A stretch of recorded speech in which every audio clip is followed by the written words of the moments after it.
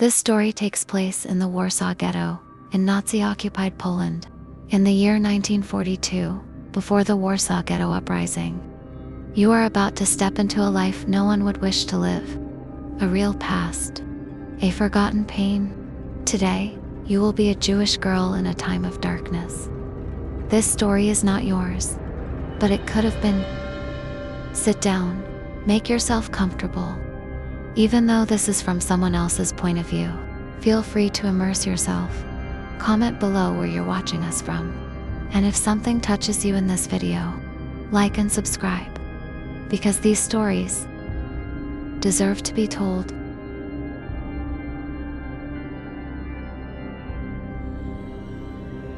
He is the first person you remember who suddenly disappeared.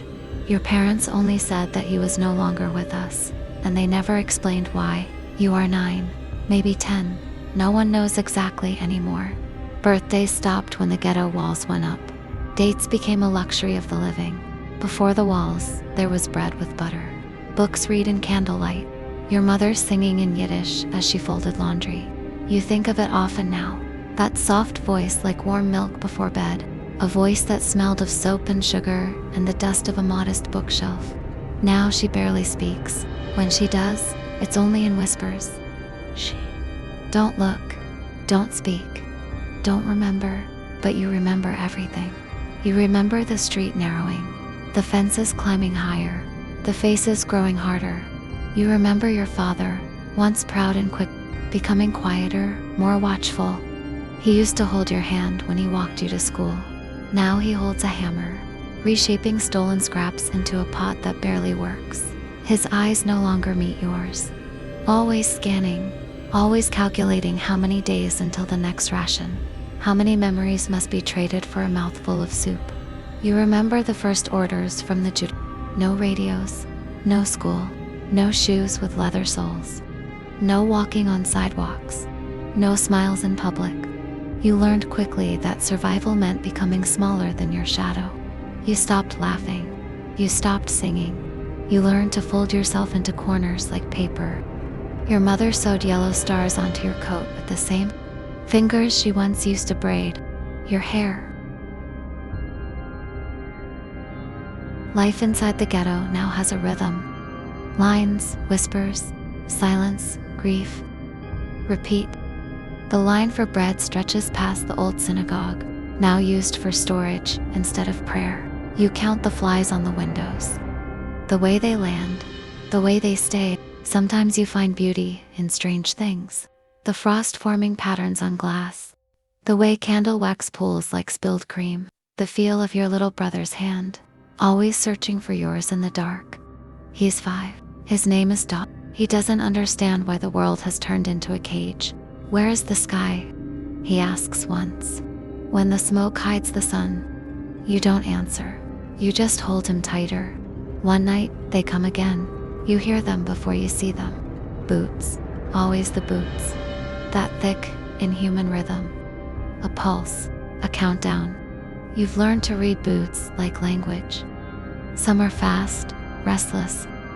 Others slow, patient, deliberate. Tonight, it's both. The raid begins 2 streets away. Shouts echo through the alleys. Doors forced open. Cries in the dark.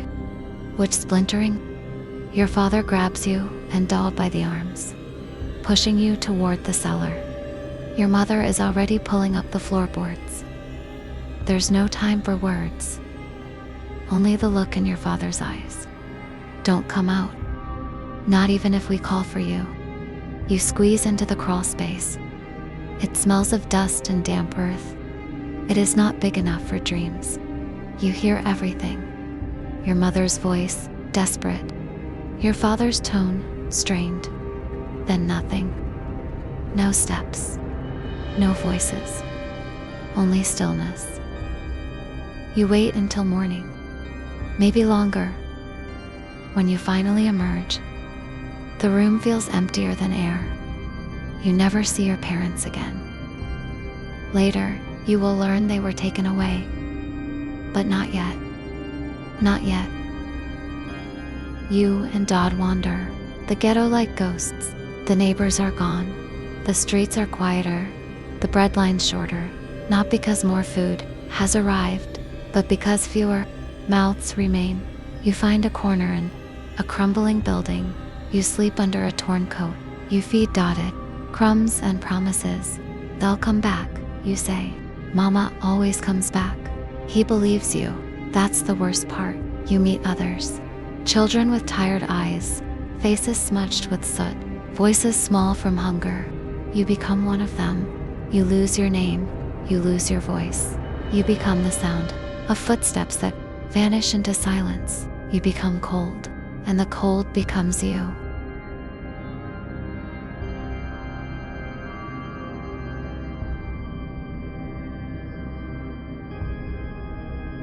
You learn to steal. It starts with a crust of bread left on a windowsill, then a potato from a cart, then a pair of worn boots from a boy who will never wear them again. Each time, it feels like giving away a piece of yourself. But you have no choice. Dottie's ribs are showing now. His eyes look distant. When he coughs, it's a dry, paper-thin sound. You trade your mother's scarf for a spoonful of lard. Her scarf, the one with the blue flowers. You almost cry as you hand it over. Not just for the memory it holds, but because you know it's the last soft thing you will touch for a long time. The wall around the ghetto is like a tightening hand. Guards on every corner, watchtowers at every block. If you get too close, there's danger. If you get too loud, there's danger. If you're simply unlucky, there's danger. You learn that silence is not only a shield, it's a language. You speak it fluently now. But even silence cannot stop what's coming. In July, a new word begins to drift through the streets. Resettlement. It sounds gentle, almost promising. They say families will be sent east to work, to farms, to better lives. You want to believe it. God, you want to. But then you see the trains. They do not smell like hope. They smell like rust and damp wood. Long wooden cars with no windows, no air. Only shadows pressed together. You see the old woman from the third floor, the one who used to give you candy. She clutches a rosary. Her lips move in silent prayer as they lead her away. You see a boy younger than Dodd holding his mother's skirt. She bends down to shield him, but her eyes are wide with something you cannot name. You see a man fall to his knees, pleading, his hands outstretched, and then you see nothing, because they are gone. The street is quiet again. Every day, more people vanish. The ghetto is thinning, its breath growing shorter. You start hiding Dodd under the floorboards again. You tell him fairy tales, made-up adventures, anything to keep a spark in his eyes. After this, you say, we'll go to the sea. You'll swim in salt water. You'll taste ice cream. You'll never be hungry again. He nods. He believes you. You hate yourself for how convincing you've become. One night, heavy snow begins to fall. You and Dodd sleep huddled together on a church bench. You wake to a stillness that feels wrong. You call his name, softly at first, then again, but he doesn't move. You sit there for a long time, holding his small hand in both of yours. When you finally rise, you find a quiet place for him in a sheltered corner, marking it with the spoon you once used to feed him. Your eyes stay dry. It's as if there's nothing left to give. From that moment on, you are no longer just a girl. You are something smaller, something sharper, something that endures but does not grow.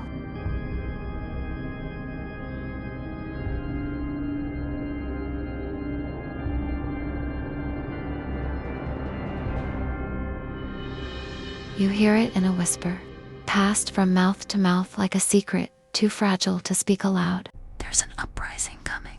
Not here, but in Warsaw.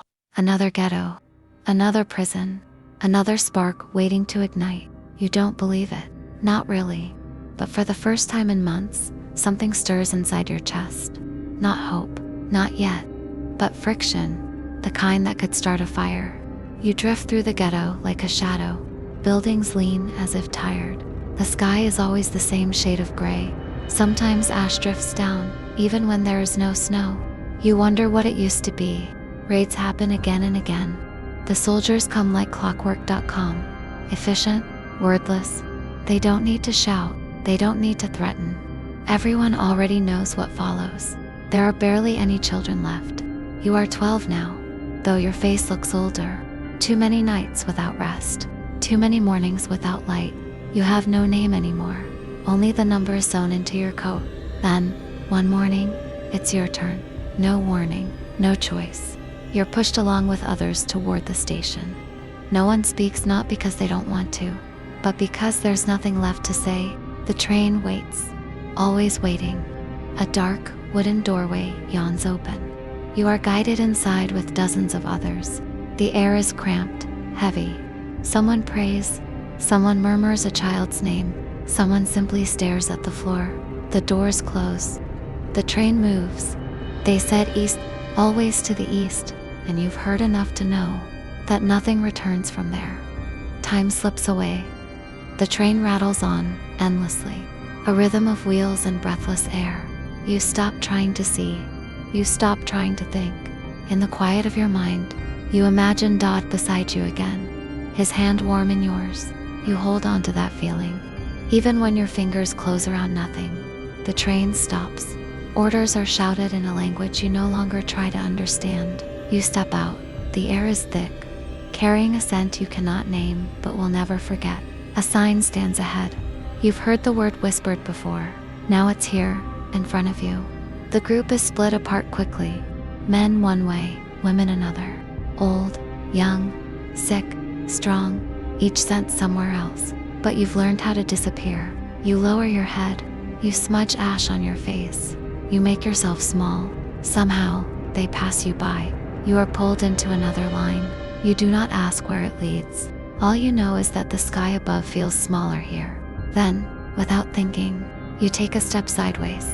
Not toward safety, just away from what waits ahead. You slip under a fence. Your breath caught in your throat, feet pounding, branches scratching, cold air biting your lungs. You run until the forest swallows you whole.